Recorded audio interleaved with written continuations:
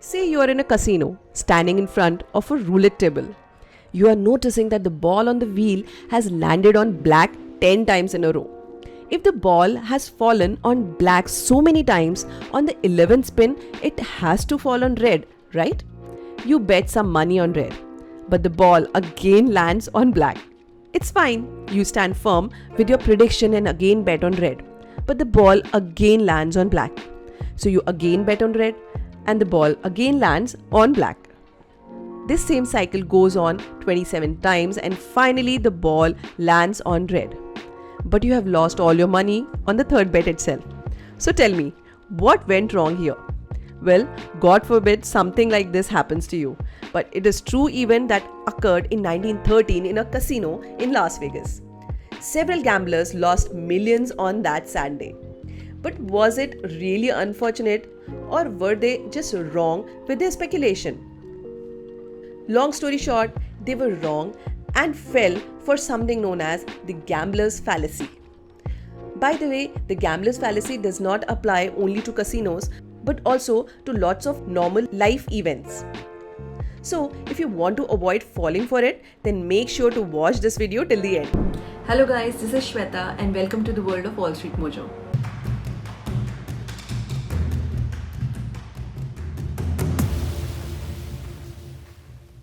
So, what is gambler's fallacy?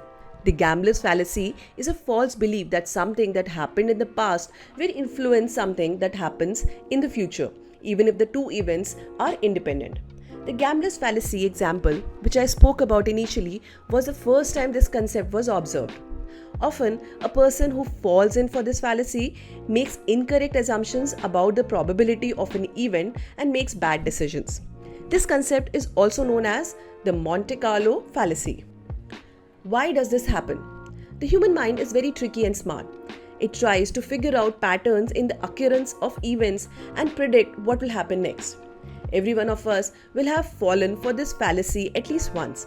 Our brains are just wired like that. Although sometimes this type of decision making may be useful.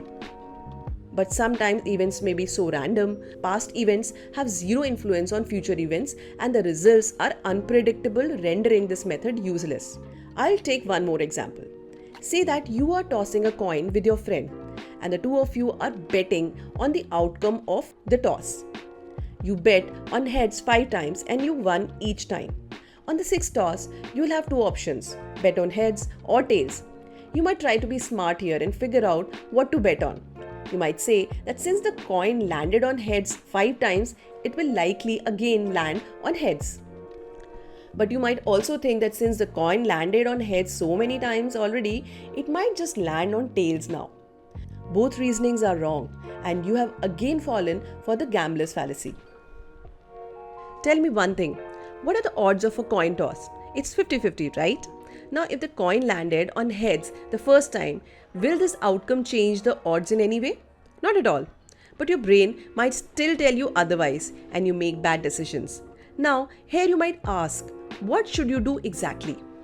Well, I just said that the reasoning was wrong, and I did not say that your decision was wrong. Any decision you take will have a 50-50 chance of being right or wrong. But the reasoning behind your decision should be that since the odds are equal, you'll go ahead with any outcome and see what happens in the end. That is the right approach to take. Real life examples. I have already given you 2 examples of gambler's fallacy, but both were based on betting only. But are there any normal life examples of this concept? Yes, there are. Number 1, you might hear people saying that since last winter was really cold, this year also it will be cold. Gambler's fallacy alert. By any chance, how can last year's winter affect this year's season? Number 2, you might hear a football team supporter say that their favorite team has won 15 matches in a row, so they will also win the 16th match. Gambler's fallacy alert. Don't fall for the hot hand fallacy here. There are chances that the team plays badly and loses the match. Apart from such instances, investors and traders participating in the financial market often fall for the gambler's fallacy. This only results in losing tons of money because they succumb to cognitive biases. How to avoid the gambler's fallacy? When I came across this the first time, I couldn't wait to learn how I could avoid falling for it. Many people don't know this exists and will not know how to avoid it. But luckily, you now know what a gambler's fallacy is, and this is the very solution to the problem. Now that you know the fallacy, you can take a moment before making any decision and ask yourself, am I falling for the gambler's fallacy? You will then be able to figure out if you are letting past outcomes condition you into thinking that future outcomes will be a particular one. I'm telling you, this will be that moment for you, and you will thank yourself for watching this video. Hope you find this video useful. Please do like and share. If you have any feedback or want to suggest a topic for any future videos, do share in the comment section. We come up with interesting videos on finance and accounting topics regularly. So subscribe to our channel by clicking on the subscribe button below and get a notification when we release new videos. Thanks for watching. Have a great day.